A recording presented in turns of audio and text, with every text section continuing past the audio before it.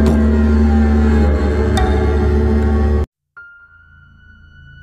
Semarang, Jawa Tengah, sekitaran tahun 2010. Di dalam ruang tamu, seorang wanita tengah menikmati secangkir teh hangat ditemani sebuah majalah fashion. Dia berusaha menghabiskan sisa waktu yang diberikan suaminya untuk bersantai dan memanjakan diri. Namanya Manda. Biasanya, Manda akan memilih pergi ke salon atau berbelanja kebutuhan dirinya, tapi kali ini Manda justru meminta semua anggota keluarganya pergi jalan-jalan keluar agar dirinya bisa mendapatkan suasana tenang dan damai di dalam rumah itu seorang diri. Sedang asyik membaca, tiba-tiba saja sekelebat bayangan melintas tepat di depannya. Manda kaget tentu saja. Ia lalu memeriksa sekitar, khawatir jika ada orang lain di dalam rumahnya. Dan jika itu benar, sudah bisa dipastikan keselamatan dirinya tengah terancam sebab di rumah itu tidak ada siapapun selain dirinya. Matanya mulai menyisir area ruang tamu, tapi hasilnya nihil. Manda hanya melihat sekilas, tapi dia yakin kalau sosok tadi benar-benar nyata melintas di depannya. Ya, akhir-akhir ini Manda sering merasakan keanehan saat dirinya tengah duduk seorang diri. Rasanya seperti ada yang berkeliaran di sekitarnya. Manda pun sebenarnya yakin kalau ia hidup berdampingan dengan makhluk dari alam lain, tetapi dia merasa bahwa kehadiran mereka kali ini sedikit mengintimidasi. Pada malam harinya, Manda merencanakan untuk membicarakan masalah yang sedang dihadapinya dengan sang suami. Namun, ketika mereka sudah berada di kamar dan bersiap untuk tidur, Manda tiba-tiba membatalkan niatnya tersebut sebab dia teralihkan oleh sebuah rencana besar yang muncul dalam pikirannya. Rencana tersebut begitu menggoda hatinya sehingga membuatnya lupa akan masalah yang ingin dibicarakannya dengan suaminya. Dia mulai merenungkan secara mendalam tentang bagaimana cara merealisasikan rencana tersebut dan apa saja yang harus dilakukan agar bisa berhasil. Mama yakin mau mengajukan kredit. Bagas, suami dari Manda, bertanya untuk kedua kalinya. Dia masih kurang percaya dengan pernyataan Manda sebelumnya. Manda mengangguk. Perempuan cantik berusia 30 tahunan itu berkata, "Sayang, kalau kesempatan ini tidak diambil, Pak." Bagas mengerutkan kening, tetapi ia tidak bisa mengucapkan apa-apa lagi. Seperti biasa, dia selalu mempercayakan masalah keuangan kepada Manda yang selama ini memang terbukti mampu mengelola keuangan keluarga mereka. Uang itu nantinya akan Mama pakai untuk membuka toko baju. Nah, setelah toko punya banyak pelanggan, kita bisa fokus membesarkan usaha agar keuntungannya lebih besar. Manda kembali menjelaskan kenapa dia ingin mengajukan pinjaman kredit. Bagas mengangguk faham. Ia bisa memahami sifat istrinya yang tidak pernah bisa santai untuk membuang waktu. Ada-ada saja hal baru yang akan dikerjakannya agar memperoleh uang walaupun ekonomi mereka juga tidak bisa dikatakan buruk. Sebagai seorang karyawan di perusahaan otomotif, gaji Bagas terbilang cukup untuk membiayai rumah tangga mereka. Tabungan mereka juga ada karena seluruh gaji Manda disimpan setiap bulannya. Akan tetapi, Manda yang dulu hidup dalam keluarga dengan ekonomi bawah selalu saja merasa kurang.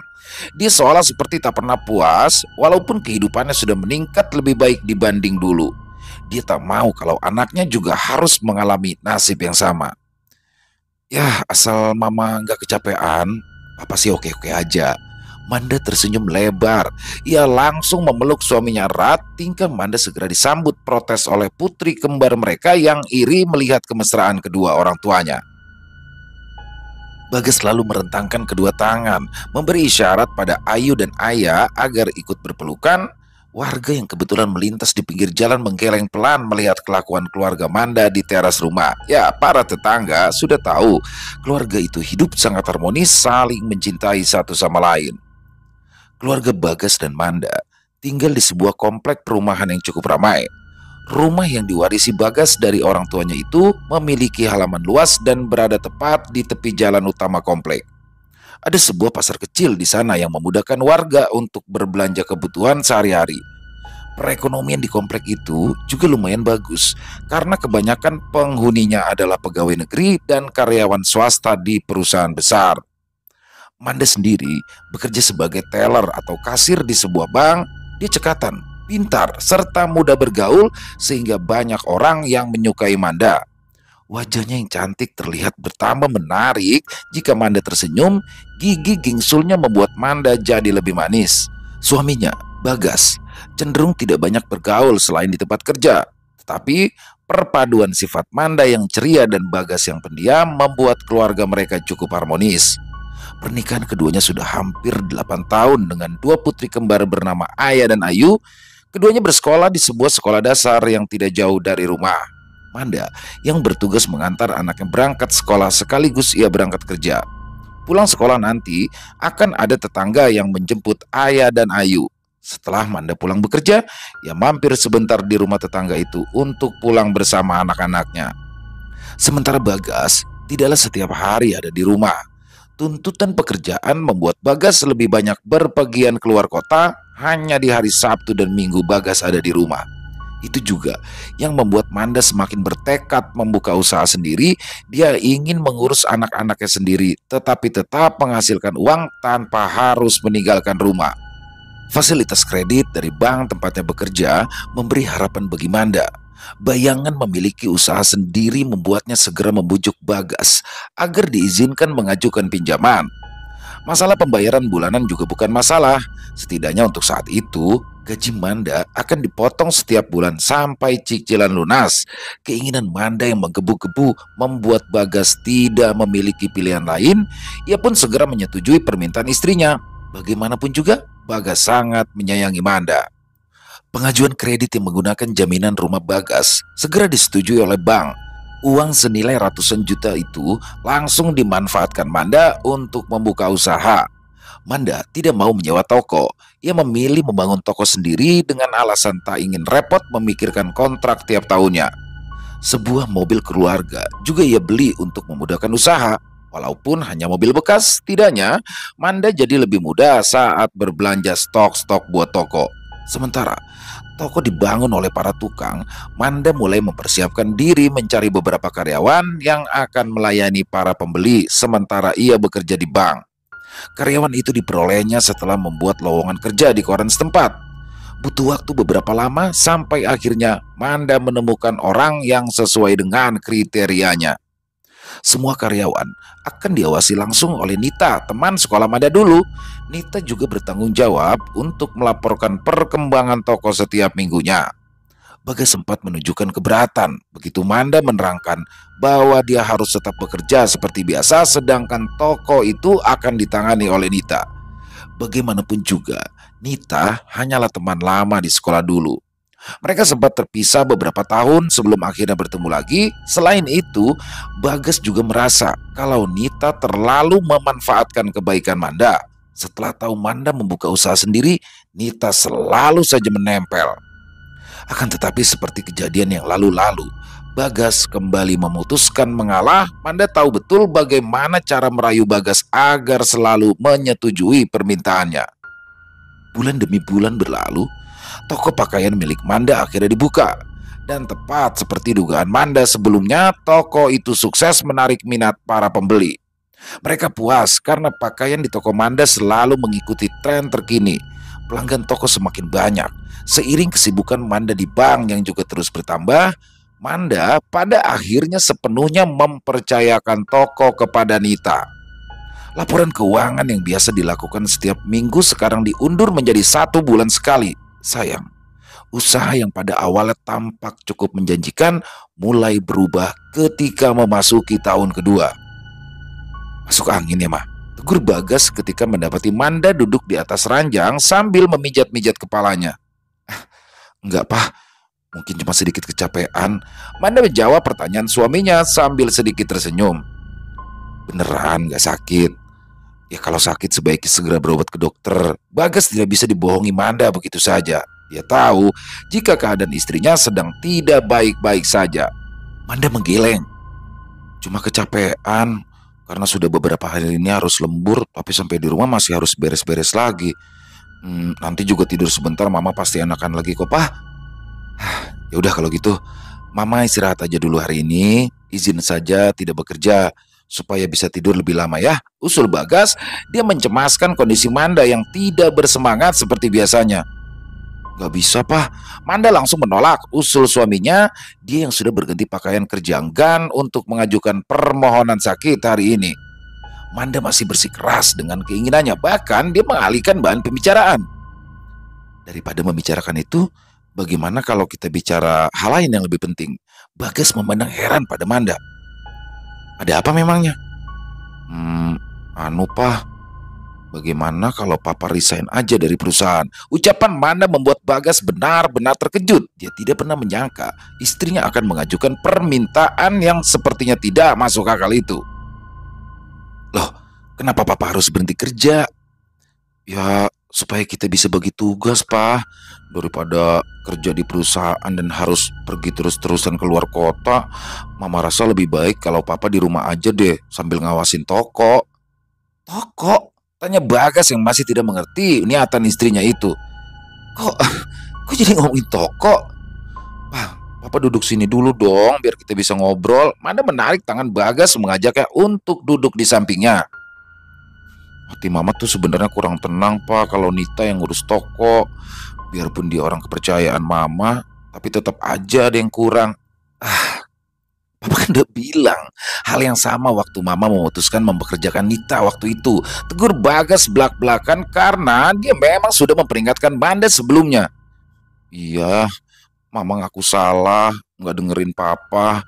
Manda mengakui kebenaran tersebut. Jadi bagaimana kalau Papa resign aja dari perusahaan dan kerja di rumah aja sambil ngawasin Nita dan karyawan yang lain? Manda membujuk Bagas agar bersedia berhenti dari perusahaan otomotif tempatnya bekerja selama ini.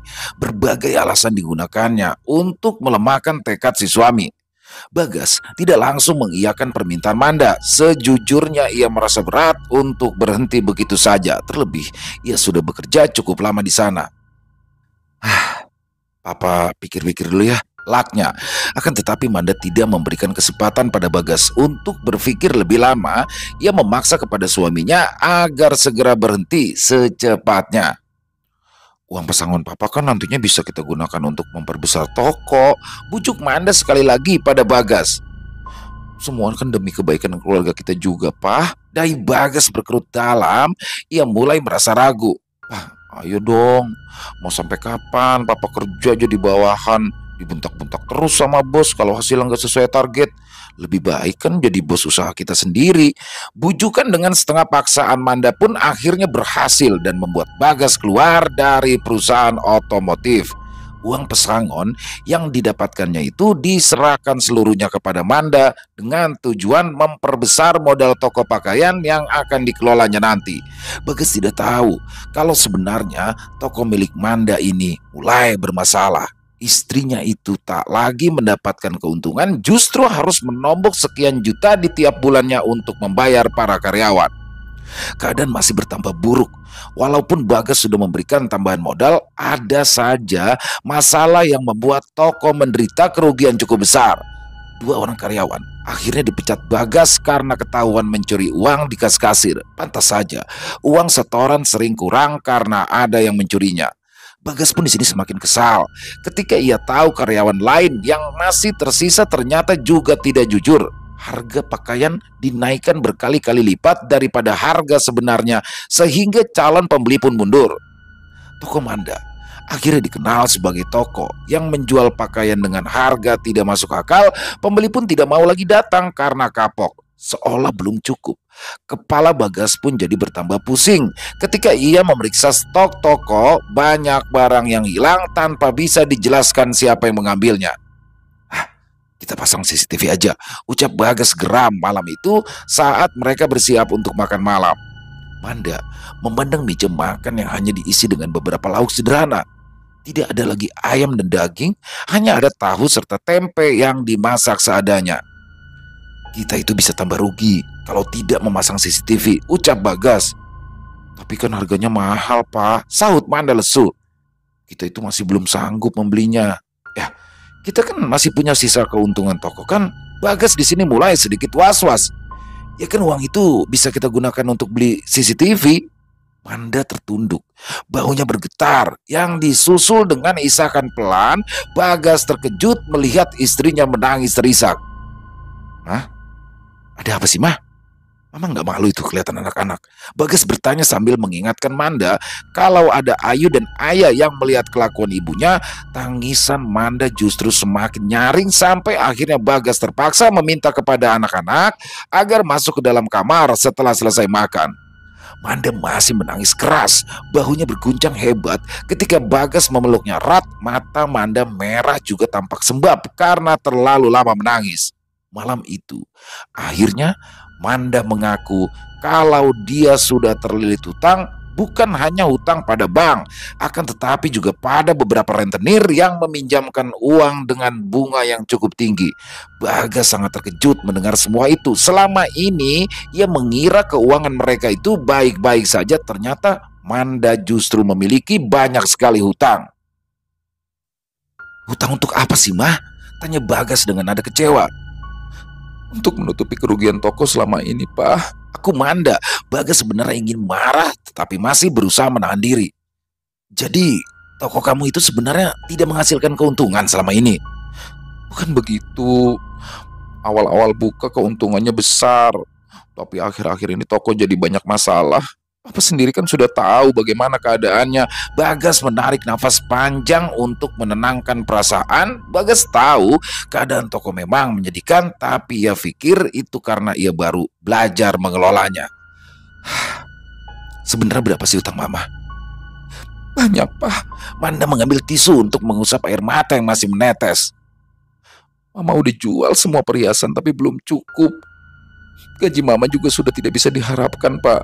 Semua dipotong untuk bayar cicilan pinjaman dan juga kartu kredit. Malam itu, Bagas tidur memunggungi istrinya. Ia masih kecewa, walaupun istrinya terus meminta maaf karena tidak mengungkapkan kenyataan yang sebenarnya sampai keadaan terlanjur menjadi parah. Kalau saja Bagas masih bekerja, mungkin dia bisa mengajukan pinjaman di perusahaan untuk bisa melunasi sisa hutang mereka. Sayang, Manda sudah membujuknya untuk berhenti bekerja. Bodohnya lagi, Bagas setuju begitu saja tanpa coba mencari tahu lebih dalam. Ada apa? Manda bersikeras agar suaminya resign. Keesokan paginya, Manda memandang sedih kepada Bagas yang tidak mau membalas sapaannya. Bagas juga enggan memakan nasi goreng tanpa lauk yang sudah disiapkan oleh Manda. Papa belum lapar, kilanya tanpa menatap Manda. Manda berangkat kerja dengan hati berat. Ia masih merasa bersalah karena sudah membohongi Bagas. Rekan kerja sesama teller bank sesekali melirik Manda lalu berbisik pada rekan-rekan lainnya. Biarpun Manda sudah merias wajahnya, mata yang sembab masih terlihat dengan jelas. Manda pun bukan tidak tahu arti lirikan mereka. Dia hanya pura-pura tidak tahu, bahkan sesekali Manda membuang muka. Dia tidak ingin konsentrasinya terganggu ketika sedang kerja. Waktu pun terus berlalu, hingga tanpa terasa sebentar lagi mereka bisa beristirahat. Mendadak terdengar keributan sehingga para nasabah menoleh ke arah luar. Tampak beberapa orang lelaki sangar berpakaian serba hitam dan berbadan tegap berdiri dengan tangan berkacak pinggang. Siapa mereka? Nasabah bank saling bertanya satu sama lain. Tak seorang pun bisa menjawab pertanyaan itu. Satpam yang ditugaskan untuk menjaga keamanan bergegas mendekati rombongan lelaki yang berdiri di depan bank. Mereka tampak berbicara sebentar sebelum akhirnya si Satpam didorong dengan keras. Badannya pun sempat membentur tembok lalu terjatuh ke tanah. Semua orang di dalam bank langsung geger melihat kejadian itu. Mereka berdiri panik, sebagian diantaranya mulai berteriak ketakutan. Terlebih lagi ketika rombongan preman itu masuk ke dalam bank, mereka memandang tajam lalu berjalan mendekati deretan teller yang juga ketakutan mengira jika mereka akan dirampok. Mana yang namanya Manda? Bentak salah satu lelaki tersebut. Ia terlihat memiliki bekas luka memanjang di wajah yang membuatnya terlihat sangat menyeramkan. Jantung Manda berdegup cepat mendengar namanya disebut. Wajahnya pucat pasi dengan tubuh sedingin es. Manda berniat melarikan diri, tetapi tingkahnya segera ketahuan oleh rombongan preman itu. Pemimpinnya yang memiliki codet di wajah itu menarik tangan Manda dengan kuat. Manda meringis kesakitan. Kamu yang namanya Manda, hah? Bentaknya keras. Belum sempat Manda menjawab pertanyaan itu, nemtek yang tergantung di lehernya sudah direnggut kasar. Benar, dia Manda, bos. Preman yang membaca tanda nama itu membuat Manda kian kecut, kakinya gemetar hebat dengan lutut terasa lemas. Ia ketakutan, sekaligus merasa malu. Semua orang memandang ke arah Manda, sebagian besar mencibir sinis padanya, terutama para rekan kerja Manda yang sudah dapat menebak penyebab kejadian itu. Enak sekali kamu, berhutang tapi lupa membayarnya, hah? Kamu itu udah telat 5 hari dari perjanjian. Manda mulai menangis. Malah nangis lagi. Bayar utang, kalau perlu jual mobil dan rumahmu, hah? Bukannya sembunyi dari kami. Sabar, Pak. Saya akan segera bayar lunas dengan bunga-bunganya. Beri waktu 1 bulan lagi, Pak. Manda memelas meminta tempo. Rentenir berpenampilan preman itu tidak langsung setuju. Manda pun sampai bersimpuh agar diberi tambahan waktu sebelum bisa membayar seluruh kewajibannya. Sekarang Manda belepotan karena air mata yang turun dengan deras membuat wajahnya jadi tidak karuan, mengundang celaan dari para nasabah yang selama ini menghormati Manda. Tidak seorang pun rekan kerja Manda yang turun tangan membantu. Mereka saling berbisik di sudut ruangan, sesekali terdengar juga suara tawa mengejek. Sementara pimpinan Manda hanya menyarankan agar permasalahan hutang piutang itu diselesaikan di luar. Manda ditarik dari posisinya yang setengah berlutut lalu diusir keluar dari ruangan. Setelah mengucapkan banyak janji dan sumpah untuk melunasi semua hutang lengkap dengan bunganya, barulah Manda dilepaskan. Lelaki berwajah sangar itu meninggalkan Manda, tentunya setelah mengancam akan menyita seluruh harta Manda kalau ia kembali ingkar janji. Pikiran Manda sudah kalut. Di benaknya saat ini hanyalah berisikan tentang mencari cara untuk segera melunasi hutang-hutangnya.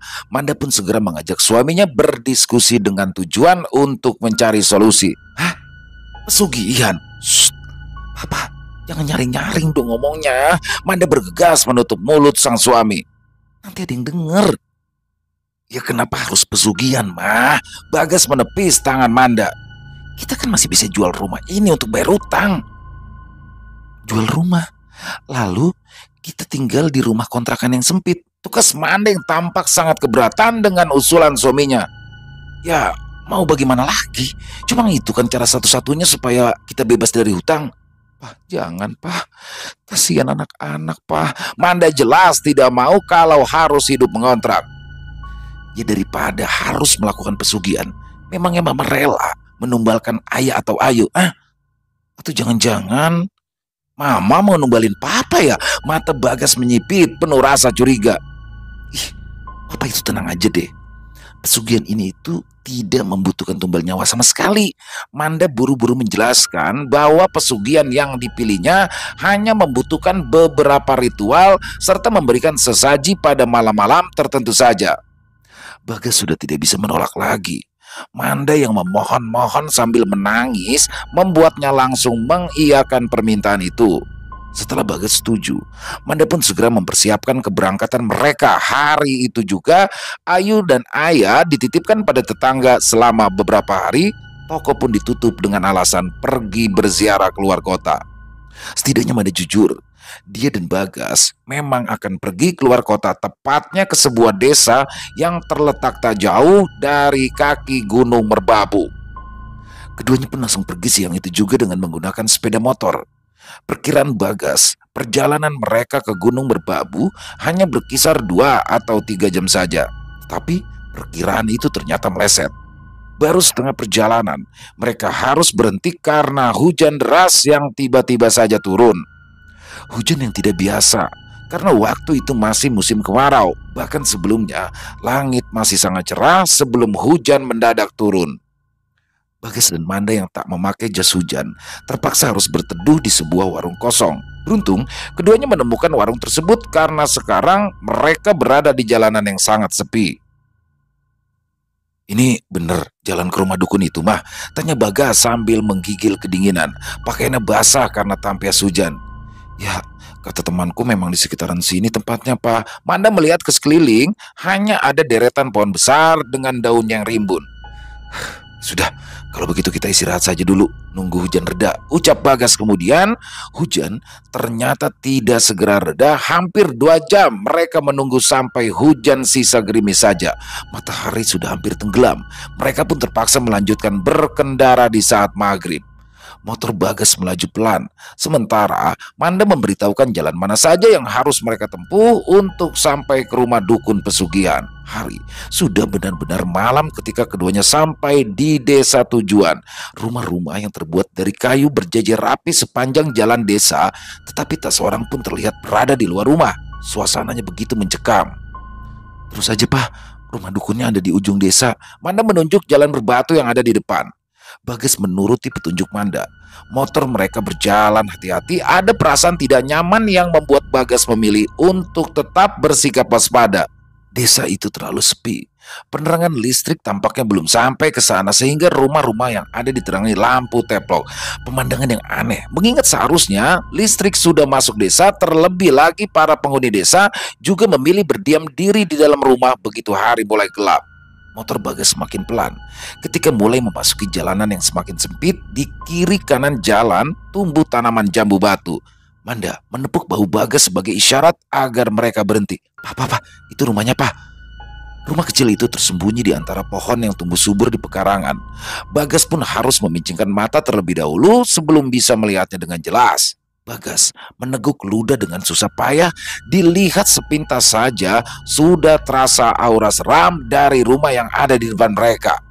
Ayo cepet, Pak. Manda turun dari motor lalu menyeret tangan suaminya agar mengikuti langkahnya. Pintu rumah itu mengeluarkan derit nyaring sebelum terbuka lebar. Manda bahkan belum mengetuk pintu, akan tetapi lelaki tua di dalam sana sudah tahu ada tamu untuknya. Masuk, perintahnya setengah membentak. Bagas berpandangan dengan Manda. Dia ingin mengingatkan istrinya agar tidak bertindak gegabah. Sayang, suara Bagas tak mau keluar. Ayo, Pak. Manda masuk terlebih dahulu. Aroma busuk menyapa hidung sehingga ia terpaksa menahan nafas. Diliriknya seisi rumah untuk mencari sumber bau yang menyerupai bau bangkai hewan, namun Manda justru mendapati keadaan rumah yang berantakan. Mungkin aroma busuk itu berasal dari tumpukan kain kotor yang teronggok di lantai, mungkin juga dari perabotan setelah makan yang kelihatannya sudah lama tidak dicuci. Namun Manda segera menggelengkan kepala. Dia kesini karena ingin meminta bantuan Mbah Nyoto, bukan untuk menilai kebersihan rumah berukuran kecil itu. Bagas dan Manda lalu duduk bersila di atas tikar pandan, debu dan pasir yang rupanya belum sempat disapu membuat suami istri itu agak risih. Kalian, apa sudah tahu apa-apa saja yang harus disiapkan? Mbah Nyoto bertanya serak pada mereka berdua. Bagas mengerlingkan mata pada Manda yang dibalas dengan gelengan kepala pendek. Suami Manda itu mendesah, rupanya istrinya ini belum mencari informasi lebih mendalam. Belum, Mbah. Bagas yang menjawab mewakili Manda. Mbah Nyoto menatap tajam. Mata yang tak lagi jernih itu ternyata masih mampu memberi kesan menusuk sehingga Bagas dan Manda menunduk riku. Tapi kalian berdua pasti sudah tahu ini tempat apa, ha? Tanya Mbah Nyoto dengan setengah menebak. Tahu, Mbah, kami sudah tahu.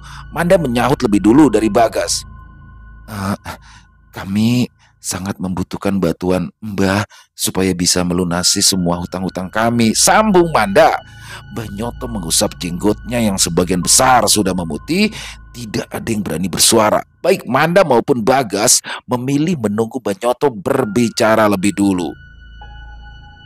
Pesugihan ini memang tidak membutuhkan tumbal, tapi kamu harus siap menjalani ritualnya. Telunjuk Menyoto menunjuk tepat ke hidung Bagas. Lelaki itu tercengang heran. Ia tidak mengerti kenapa dia yang ditunjuk bukan Manda. Tetapi Manda segera memberikan tanda agar Bagas menganggukkan kepala. Bibirnya bergerak pelan saat berbisik. Ingat, semuanya demi keluarga kita, Pak. Bagas pun pada akhirnya mengiyakan walau sedikit merasa berat hati. Bayangan Ayu dan Ayah yang menunggu mereka di rumah membuatnya segera menyetujui seluruh persyaratan dari Mbah Nyoto. Baik. Kalau begitu, kalian berdua menginap di sini.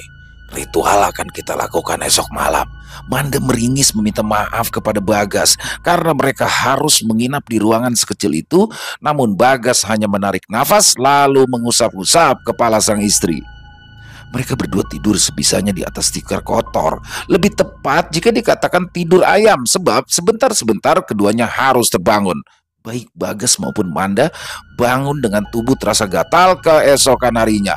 Wajah Bagas makin masam ketika ia melihat suasana rumah yang lebih pantas disebut gubuk itu, terlebih lagi ketika lalat hijau berterbangan masuk dan bergerombol di antara perabotan dan kain kotor.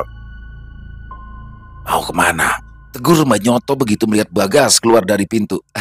Anu Mbah, mau cuci muka Mbah." Bagas menjawab gelagapan. Mbah Nyoto mendengkus pendek. "Cepat, cuci mukamu, lalu siap-siap pergi ke pasar hewan." Kita mau nyari hewan tumbal ya Mbah?" Cetus Bagas tak sengaja. Mata Mbah Nyoto membelalak marah. Bagas hampir terbungkuk-bungkuk meminta maaf pada Mbah Nyoto karena kelepasan berbicara. Manda yang menyusul di belakang Bagas menatap tak mengerti, namun ia memilih diam dan memutuskan mengikuti Bagas yang sudah lebih dulu membasuh muka. Di pasar hewan, Bagas menatap ngeri pada seekor babi betina yang baru saja dibelinya. Hanya saja kali ini ia lebih menahan diri agar tidak bicara sembarangan di tengah banyak orang. Bukan hanya babi betina yang mereka beli, Manda juga mencari bunga taman serta jajan pasar sesuai pesanan dari Mbak Nyoto.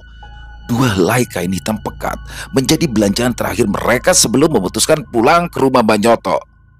Begitu hari mulai memasuki tengah malam, Mbah Nyoto lalu menyuruh Manda untuk menyiapkan bubur yang telah dimasaknya sejak tadi siang.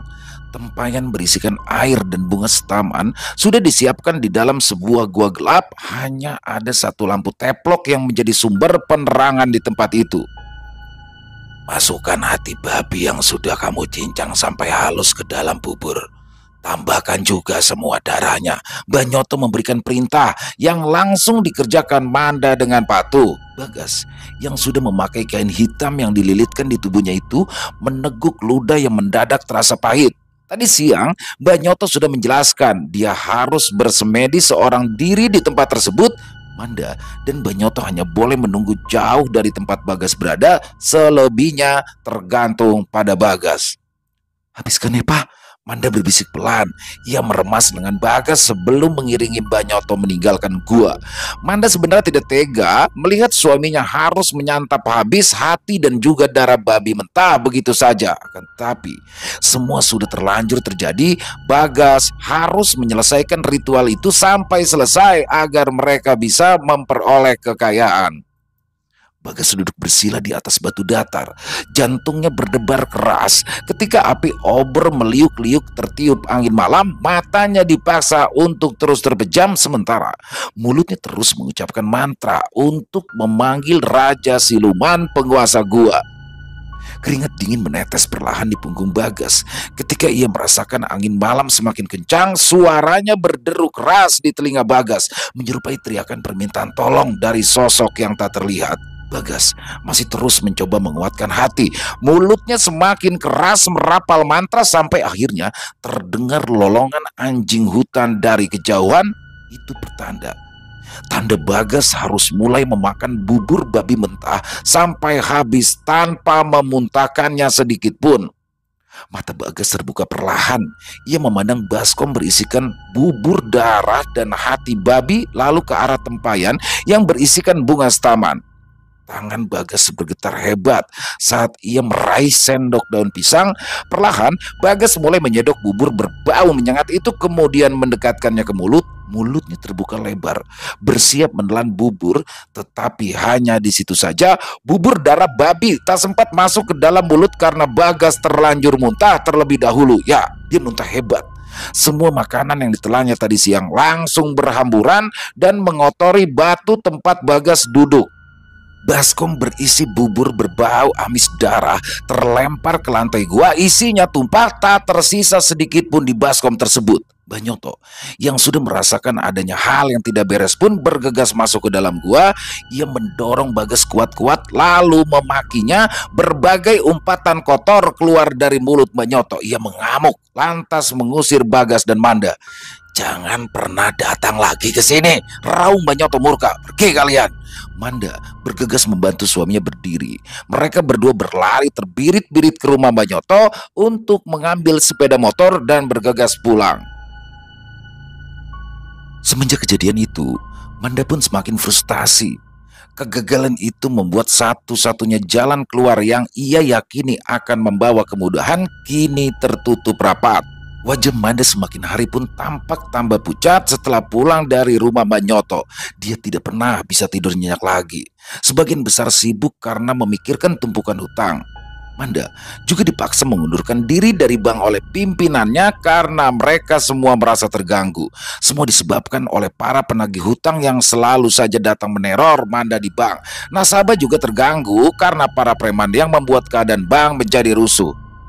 "Makan dulu mah." Bagas menaruh sepiring bubur ayam di depan meja. Manda menatap Bagas penuh sesal. Akhirnya mereka pun terpaksa menjual mobil dan juga toko yang sangat disayangi Manda.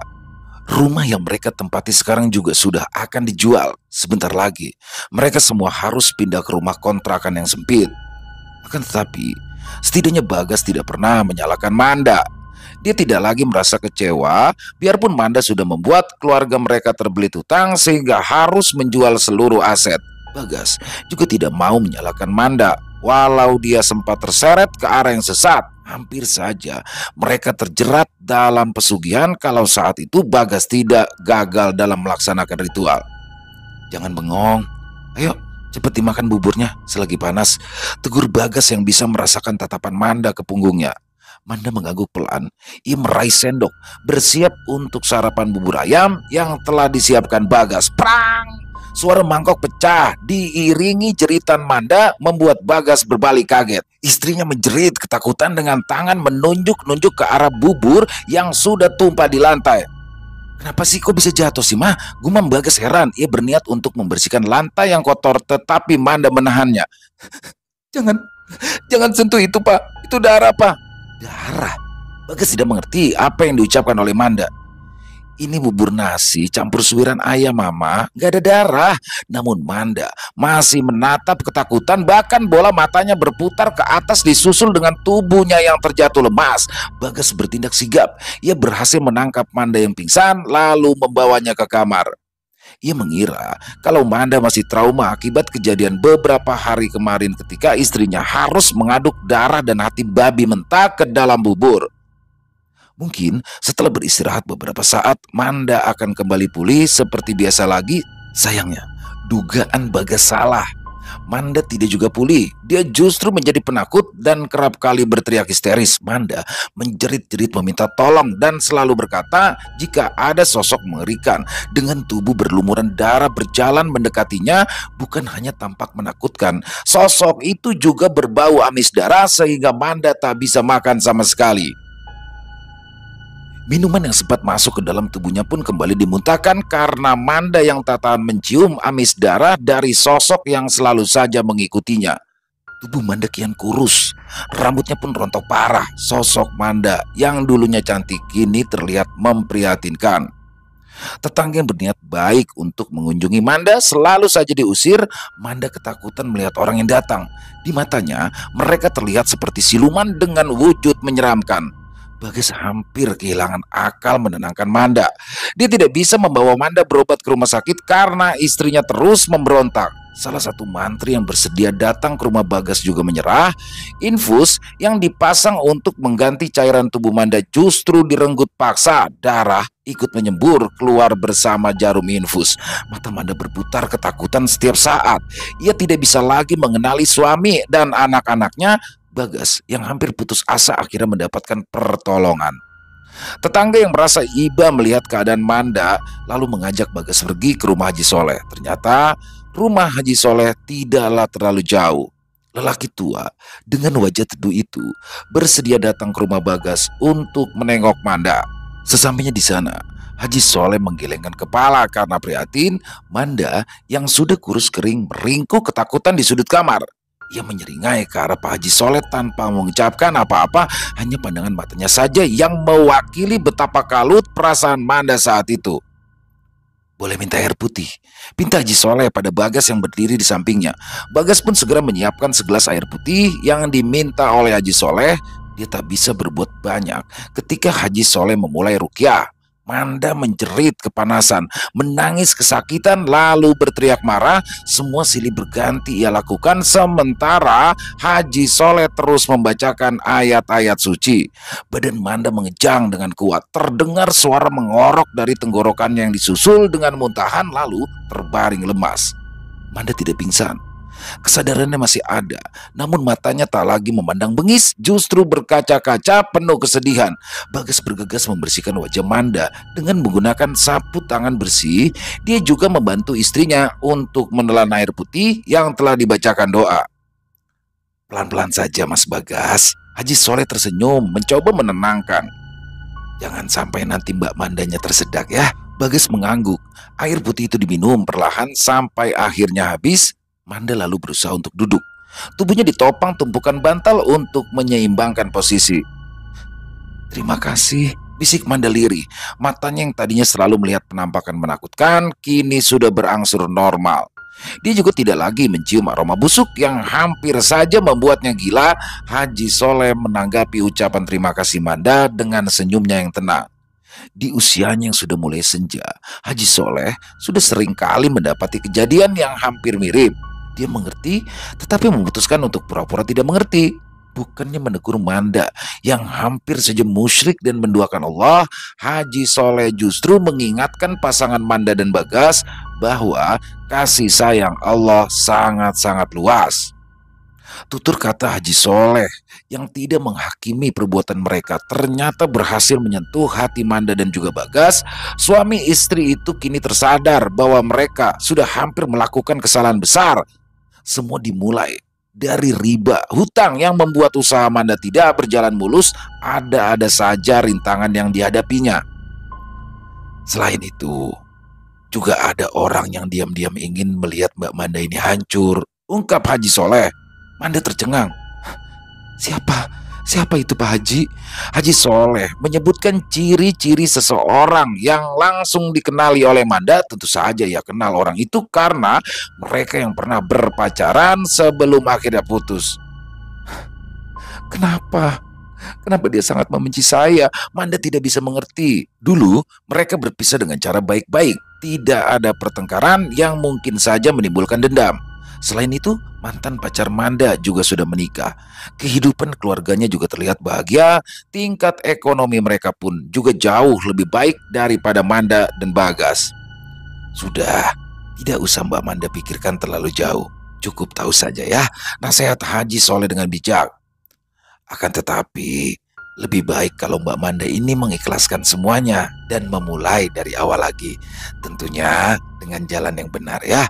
Saran yang diberikan dengan nada sedikit bercanda itu membuat Manda dan Bagas tersenyum. Mereka memang masih merasakan sakit hati karena perbuatan mantan pacar Manda.